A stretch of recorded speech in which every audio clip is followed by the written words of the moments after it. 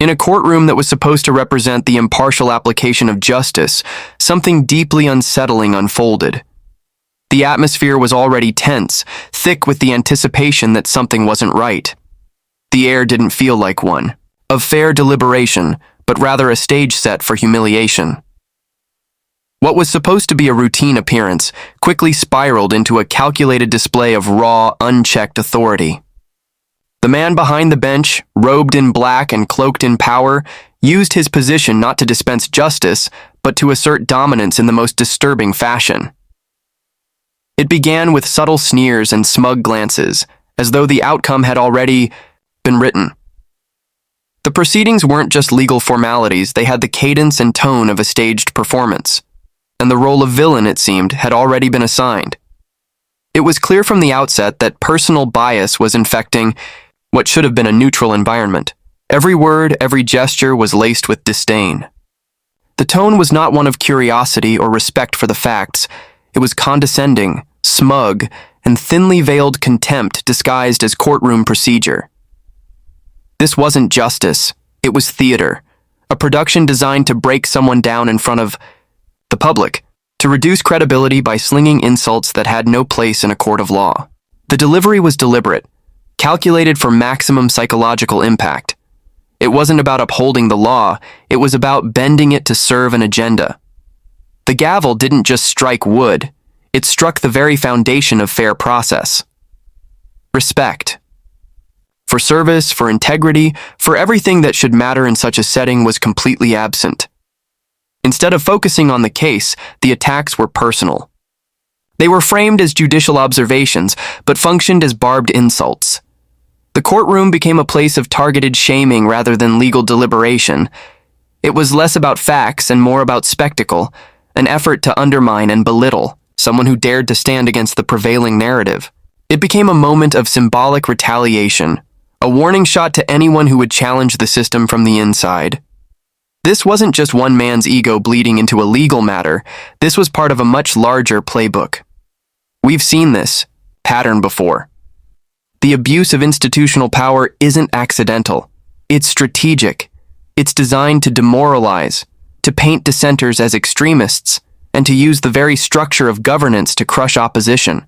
The misuse of judicial authority is one of the most dangerous forms of tyranny because it hides behind the illusion of legitimacy. It wraps oppression in the flag and calls it justice.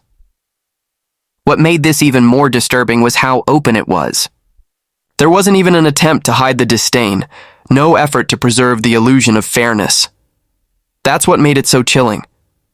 When those who are supposed to guard our freedoms openly flaunt their bias, it signals a shift into dangerous territory. The institutions meant to protect us become tools of control, and they do it in plain sight.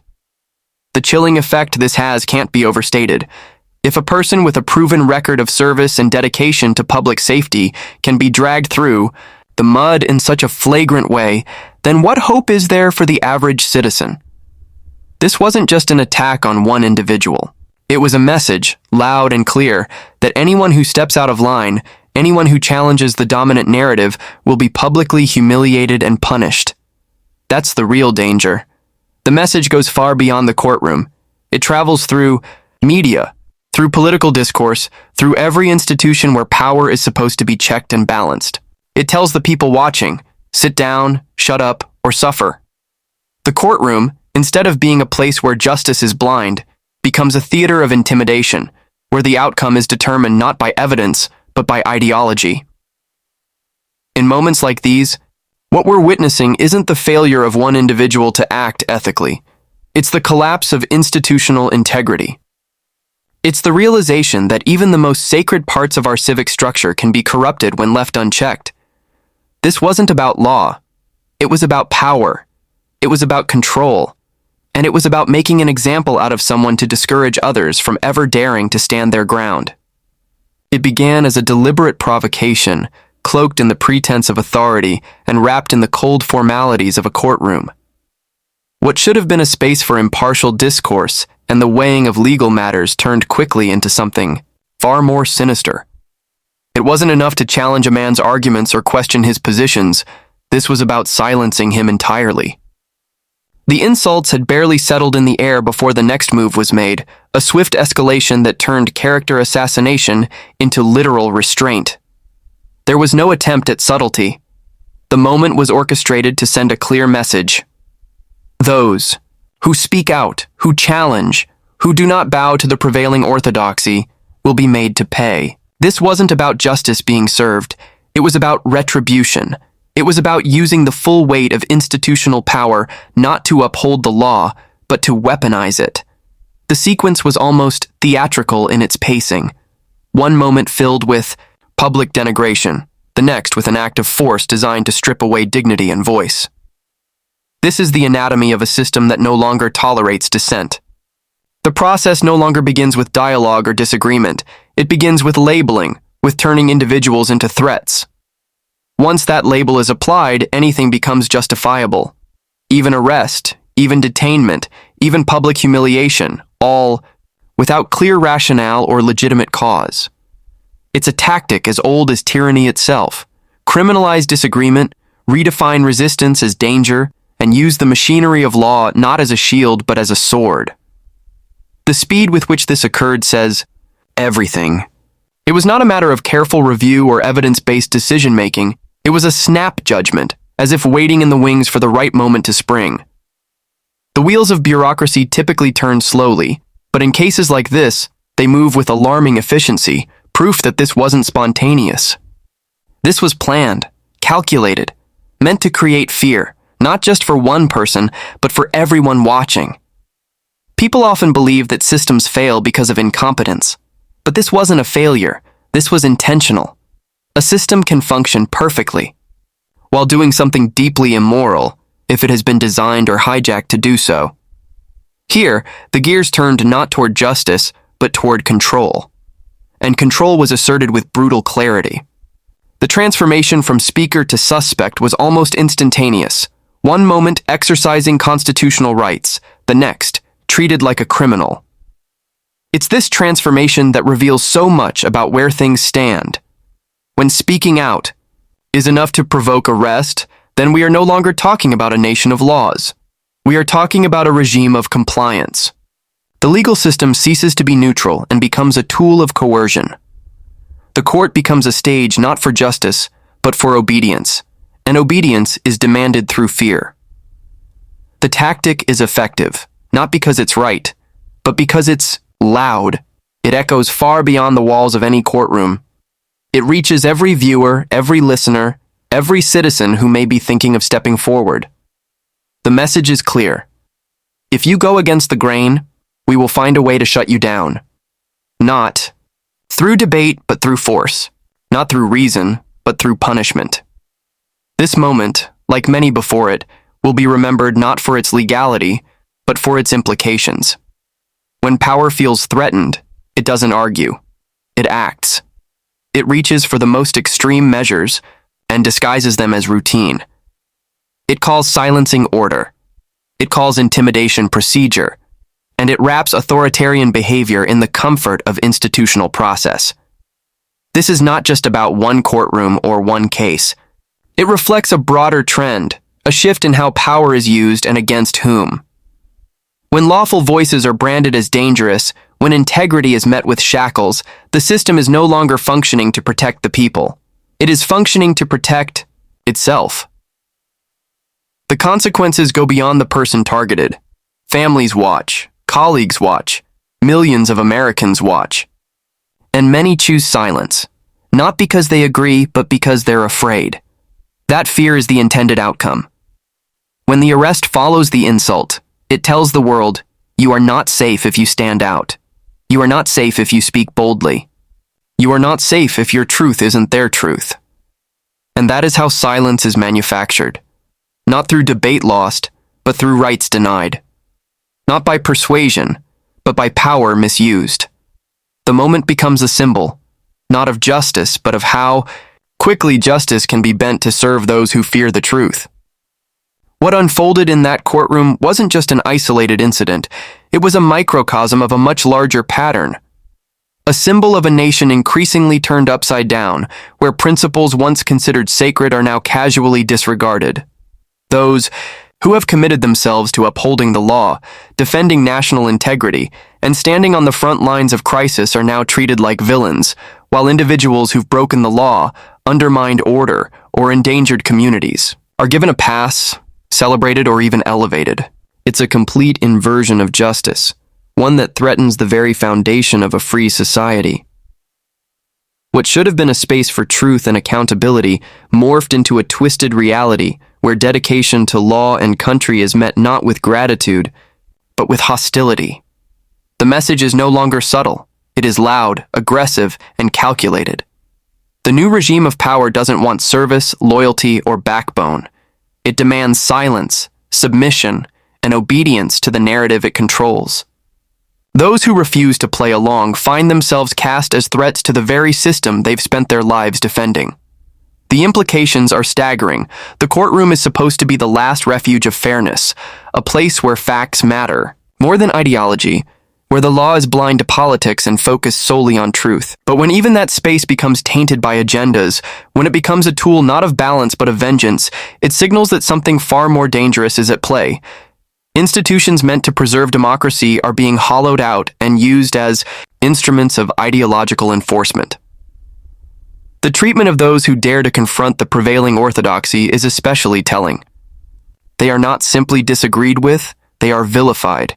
Their records are smeared, their intentions questioned, and their words twisted into weapons used against them. It becomes clear that the goal is not justice but erasure, to make examples of those who won't comply, to remind everyone else that deviation will come at a heavy price.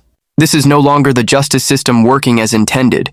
It is the machinery of fear, fine-tuned to crush resistance.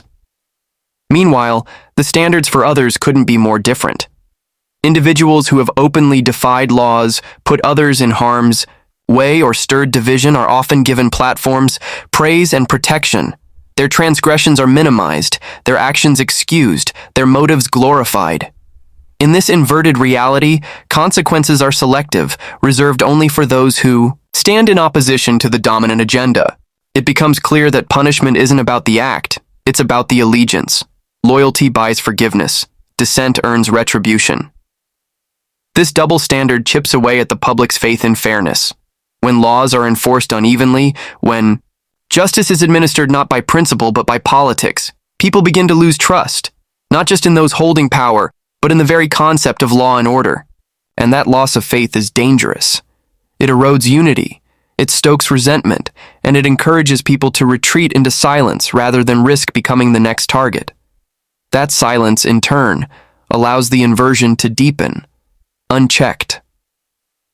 All of this sends a clear signal to the country. Moral clarity and courageous action will no longer be rewarded. In fact, they will be punished. Those who put their lives on the line to preserve the nation's safety, who make difficult decisions, who bear the brunt of public pressure, these individuals are not only being abandoned, they are being attacked. Their sacrifice is being repaid with suspicion. Their dedication is being rebranded as danger. It's a chilling message to anyone who still believes in speaking out or taking a stand. When the system no longer distinguishes between right and wrong, when those who do good are treated as if they are enemies, then what incentive remains for others to act with courage or integrity? The result is a chilling effect across the board. Fewer people willing to step forward, fewer voices willing to challenge injustice, fewer champions of truth willing to take the risk. This is how freedom is quietly strangled, not through sudden collapse, but through gradual reversal. Through the normalization of punishing good and excusing wrong. Through the calculated humiliation of principled individuals in broad daylight. And it works, not just because of the power behind it, but because of the fear it breeds. The fear that no matter how honorable your service, how lawful your conduct, or how truthful your words, if they go against the narrative, you will. The moment wasn't just a courtroom scene, it was a national revelation. It laid bare the depth of desperation pulsing through the veins of a system that knows its grip is slipping. For years, power has been consolidated behind closed doors, narratives carefully crafted and enforced by institutions that once claimed neutrality. But now, the mask is slipping. The display of control, the targeting of voices that dare to push back, the swift and punitive response to even the slightest deviation, it all speaks to one thing: fear. Not from the public, but from those in power. They fear exposure. They fear accountability. They fear the rising tide of voices that are no longer content to accept half-truths, manipulated headlines, or politically convenient justice. Across the country, people are waking up to the harsh reality that those in charge are not interested in fairness. They are interested in control. And when control begins to waver, they don't engage in debate or reasoned discourse. They lash out. That lashing out is becoming more frequent, more visible, and more aggressive. It's no longer about persuasion or public trust. It's about making examples of anyone who steps out of line. When someone challenges the narrative, they don't just face disagreement, they face annihilation. Character assassination, public ridicule, legal intimidation, it's all part of a broader pattern. The louder the truth becomes, the harder. The system works to silence it. And yet, in trying so hard to crush dissent, they only confirm what many have suspected all along. If the system were secure, if the foundations of their authority were sound, they wouldn't need to weaponize institutions against individuals. They wouldn't need to resort to fear tactics, surprise arrests, or public humiliation. They wouldn't need to shout down their critics. The fact that these actions are happening in plain sight only proves how deeply threatened they feel. This overreach doesn't occur in a vacuum. People are watching. They see what happens when someone speaks up, when someone refuses to bend the knee. And while some may retreat out of fear, others grow bolder. Because for every abuse of power, another citizen begins to question the legitimacy of the entire structure. For every unfair ruling, another mind is awakened. For every silencing, more people begin to speak. This awakening isn't driven by politicians or media personalities. It's driven by ordinary Americans who are tired of the lies, the double standards, and the manufactured chaos. They're tired of watching those who protect and serve get dragged through the mud while criminals are turned into martyrs. They're tired of being told what to think, how to speak, and what to believe, especially by those who've proven time and again that their interests lie not with the people, but with preserving their own power. So now, the pushback begins. Not in riots or revolutions, but in something far more powerful: awareness. The awareness that the system is rigged. The awareness that justice is no longer blind, but politically selective. The awareness that those in charge are not arbiters of truth, but gatekeepers of their own version of it. And once that awareness spreads, control becomes harder to maintain. What was once dismissed as paranoia is now playing out in real time. The veil has been lifted and the show is no longer convincing. The same tactics meant to frighten people into silence are now being recognized for what they are: signs of weakness. Signs of panic. When those who claim moral superiority must resort to censorship and suppression, they prove they no longer hold the moral high ground. This realization is what fuels a true grassroots movement, not one driven by party lines or political slogans, but by a deep, unwavering hunger for truth. People are not content to sit back while institutions fail them. They want accountability, they want transparency, and above all, they want to reclaim the country they know exists, beneath the noise and corruption. That kind of movement doesn't need media approval or elite endorsement. It builds strength in living rooms, town halls, independent platforms, and quiet conversations that slowly become louder. The system may try to intimidate, but the people are beginning to understand something crucial. Fear only works when it's one-sided. When the people stop fearing the institutions, and the institutions start fearing the people, everything changes. And right now, that change is beginning to take root. What's happening now is not just a conflict between individuals, it's a reckoning between truth and power. For too long, the American people have been told to trust institutions that no longer deserve that trust. They've been told that dissent is dangerous, that questioning authority is disloyal, and that going against the narrative means you're somehow a threat. But the reality is, the true threat lies in blind obedience to a system that has abandoned its foundational principles. We're seeing a moment in history where the mask of impartiality is slipping, where those in control are revealing just how far they're willing to go to protect their influence. When those entrusted with power no longer serve the people and instead serve only themselves, it is not just disappointing, it is dangerous. It creates a culture of fear, of silence, of resignation. But in that darkness, something else is beginning to emerge. Resolve. Americans are remembering who they are. They're beginning to reject the labels and lies, to push back against the fear-based tactics, and to stand up for what they know is right. The truth cannot be contained forever. No matter how many arrests, how many smears, how many threats are made, truth has a way of breaking through.